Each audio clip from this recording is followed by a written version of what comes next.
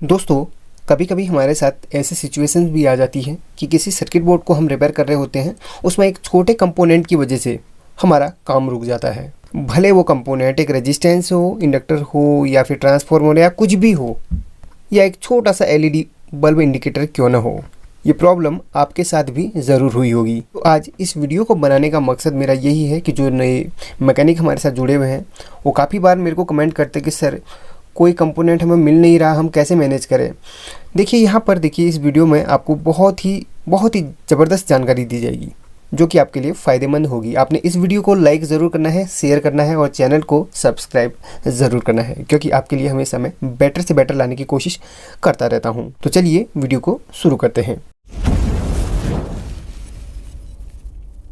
दोस्तों, काफ़ी बार चैनल पर मुझे कमेंट्स देखने के लिए मिलते कि सर बहुत सारे जो कंपोनेंट हैं सर मिल नहीं पा रहे, उन कंपोनेंट्स को हम कैसे मैनेज करें, कहाँ से लेके आए। दोस्तों, बहुत सारे कंपोनेंट आपके पास होते हैं लेकिन आपको फिर भी नहीं पता होता है कि वो कंपोनेंट्स हमारे पास हैं। वो इसलिए क्योंकि हम जब भी कोई सर्किट बोर्ड पर काम करते हैं, यानी कि किसी भी सर्किट बोर्ड पर काम करते हैं, उसमें किसी भी एक कंपोनेंट की ज़रूरत होती है, तो वो कंपोनेंट की ज़रूरत हम खुद पूरी कर सकते हैं। कैसे? क्योंकि हमारे पास देखिए बहुत सारे सर्किट बोर्ड ऐसे भी होते हैं जो किसी काम के नहीं होते हैं, जो हम रिपेयर करते हैं, कोई चीज़ उसमें फॉल्ट मिला नहीं तो हमने उसको साइड कर लिया। तो जो मैकेनिक होता है, जो प्रोफेशनल मैकेनिक होता है, वो एक छोटा सा सर्किट बोर्ड भी नहीं फेंकता है। वो इसलिए क्योंकि उस सर्किट बोर्ड में अदर जो कंपोनेंट होते हैं वो बिल्कुल सही होते हैं। सपोज इस सर्किट बोर्ड की बात करूँ, ये डीटीएच का सर्किट बोर्ड है। यहाँ पर देखिए, इसमें सपोज एक आईसी ख़राब थी, इसमें मुझे मिली नहीं इस नंबर की आईसी, तो ये डीटीएच का जो सर्किट बोर्ड था मैंने फेंका नहीं। भाई जो प्रोफेशनल मैकेनिक होता है वो कोई भी चीज़ फेंकता नहीं, मैंने आपको पहले बता दिया। हाँ, अगर आप नया काम कर रहे हैं तो ये चीज़ आप गुरु मंत्र समझ के आप अपने पास रख लीजिए।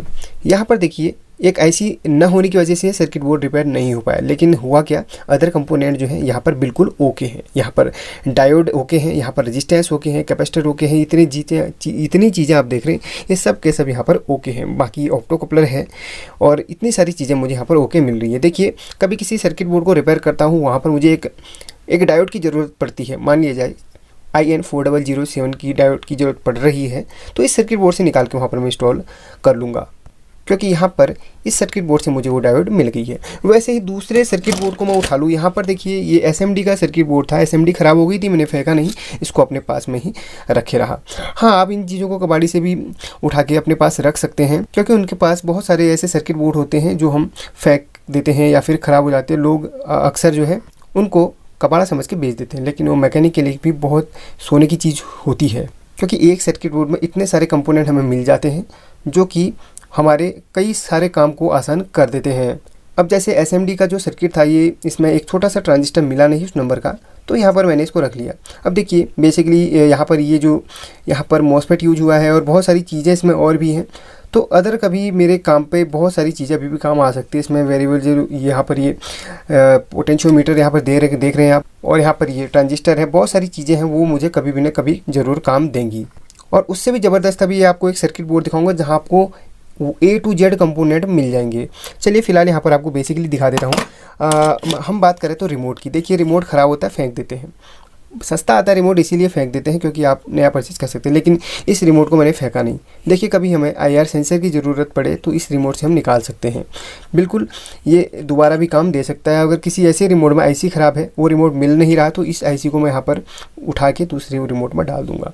तो इस तरीके से ये रिमोट भी हमारा काम में आ गया। अगर इसमें ये ख़राब है, IC तो ठीक है ना, कोई एक चीज़ तो बिल्कुल सही रहेगी, तो वो चीज़ हमारे काम आ सकती है। वैसे इसमें LED और सेंसर वगैरह सब काम में देने वाली चीज़ें हैं। कभी कभी रिमोट में क्या होता है, स्प्रिंग टूट जाती है, तो ये स्प्रिंग अपने पास संभाल के रखता हूँ, तो उस रिमोट में इंस्टॉल कर लूँगा।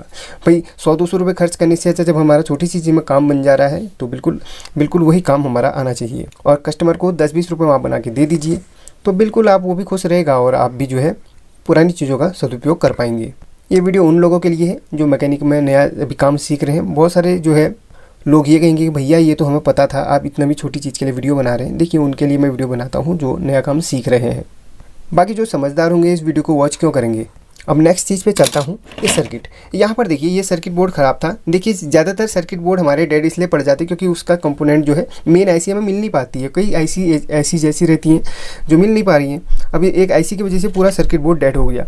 अब देखिए, सर्किट बोर्ड तो बिल्कुल ओके है, लेकिन नेक्स्ट टाइम मेरे पास कोई ऐसा सर्किट बोर्ड आए जिसमें और ख़राबी हो तो इसकी चीज़ें मैं इंस्टॉल कर सकता हूँ। और नहीं भी करता हूँ तो मुझे ये वाली IC जो ऑडियो IC है 6283 ये काम में दे सकती है, 4558 काम आ सकती है, ये PF वगैरह काम आ सकते हैं, या फिर मैं इसका ऑडियो बोर्ड इतने का ही ऑडियो बोर्ड बना सकता हूँ। 6283 का यूज़ करके बेस वाला ऑडियो बोर्ड इतना ही बना सकता हूँ। ये सर्किट बोर्ड फिर भी हमारे काम आएगा और इतने सारे कंपोनेंट हमारे बिल्कुल काम आएंगे। NTC की भी ज़रूरत पड़ जाती है तो इसमें भी हमें ज़रूर काम देंगी। ये जो कैपेसिटर था, कभी कभी मेन जो कैपेसिटर था मुझे इसका निकाल लिया है, अदर सर्किट बोर्ड में इसको इंस्टॉल कर लिया है। वैसे ही यहाँ पर और भी चीज़ें हैं।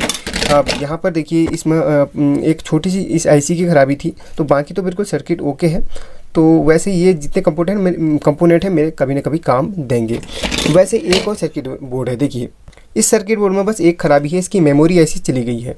अब देखिए यहाँ पर कभी मेमोरी ऐसी किसी सर्किट बोर्ड में इसमें से किसी कंपोनेंट की ज़रूरत पड़ेगी, या फिर ये छोटे छोटे जो रेगुलेटर होते हैं, यहाँ पर जस्ट यहाँ पर एक रेगुलेटर होता है, ये रेगुलेटर बहुत कम मिल पाता है। ये छोटा सा रेगुलेटर यहाँ से इनपुट करा, यहाँ पर रेगुलेटर है जो कि 6 लैग का है, इसकी ज़रूरत बहुत बार पड़ जाती है। तो इस रेगुलेटर की ज़रूरत हम पूरी कर लेंगे जब हमारे पास ऐसा सर्किट बोर्ड है जिसमें रेगुलेटर ख़राब हो, तो इस सर्किट बोर्ड में सारे हम काम पे लगा लेंगे। वैसे ही ये सर्किट बोर्ड में इसमें छोटे छोटे असेंबली कंपोनेंट्स हैं, जो रेजिस्टेंस है, कभी कभी रेजिस्टेंस की ज़रूरत पड़ जाती है, कभी डायोड की, कैपेसिटर की ज़रूरत पड़ जाती है, मोबाइल रिपेयरिंग में भी पड़ जाती है, तो इससे निकाल के मैं वहाँ पर इंस्टॉल कर लूँगा। अब आपको एक ज़बरदस्त चीज़ दिखा रहा हूँ जिसमें से आपको सारे कंपोनेंट एक साथ मिल जाएंगे।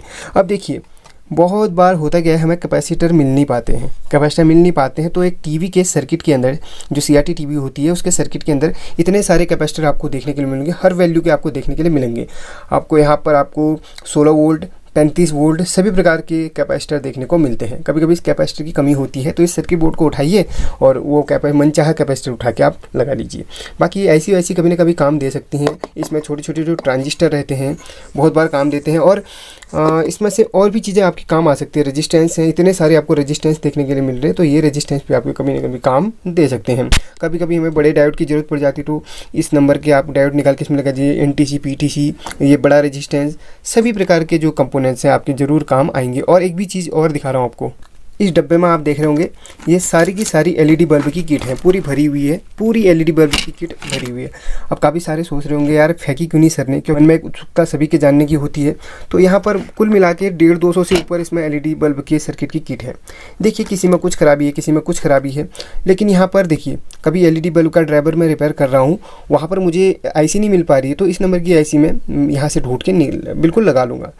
कभी कभी इमरजेंसी पड़ जाती है तो एक छोटा डायोड IC, रेजिस्टेंस, ये सब हमें यहाँ से मिल जा रहा है। बाकी कैपेसिटर, PF सब ओके है, इंडक्टर कॉइल है, जिस चीज़ की ज़रूरत पड़ेगी इन सर्किट से मैं वहाँ पर निकाल लूँगा।